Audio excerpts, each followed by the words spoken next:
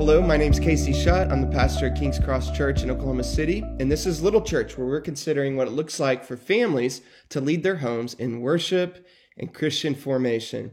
And we're using Acts 2:42, which is a map for the church. We're using that, for big church, right? It's a map for big church. We're using that as a map for thinking through the topic of little church.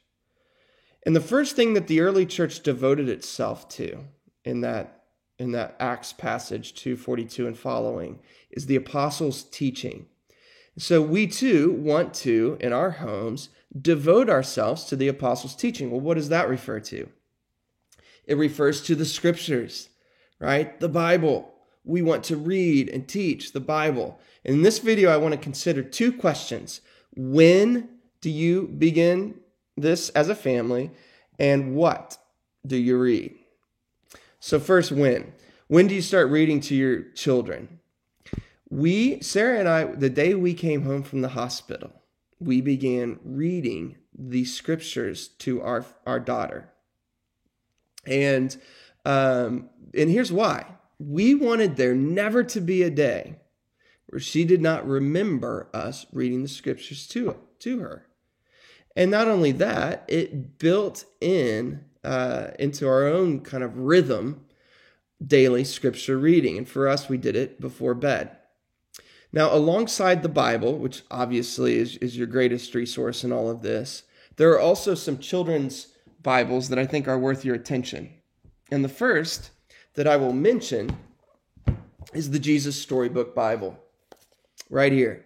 This is by Sally Lloyd Jones. It's fairly tattered, our copy. The Jesus Storybook Bible by Sally Lloyd Jones. The illustrations are great. The writing is great. One of the things that's beautiful about this children's story Bible is that it does a good job of weaving together the whole redemptive narrative of Scripture. A lot of children's Bibles kind of treat each little story as like an isolated event, but not connected to any other stories. But she really weaves a single story out of all the stories of Scripture, with Jesus at the center. In fact, she says this, and this is great in the introduction. She says that Jesus is like the missing piece in a puzzle, the piece that makes all the other pieces fit together. It's a great line, right? When you think about the apostles' teaching, that's what the apostles' teaching did. It demonstrated how Jesus Christ is the missing puzzle piece, the one piece that makes the whole picture emerge, the whole puzzle come together. And so that's what we want to do as well in our teaching, is show them not just the Bible, but the centrality of Jesus to the Scriptures. It's what Paul says, right? In 1 Corinthians chapter 2, verse 1, he says, I came to you proclaiming nothing but Christ and Christ crucified. So we want students to see that, our own children to see that. The next Bible, the Big Picture Story Bible by David Helm. This Bible is equally strong when it comes to presenting the whole narrative of Scripture. And one of the things that I appreciate, I think he does an excellent job of connecting the stories of the Old Testament to Jesus. And it actually contains like very solid theology in it, but in a way that's accessible for children.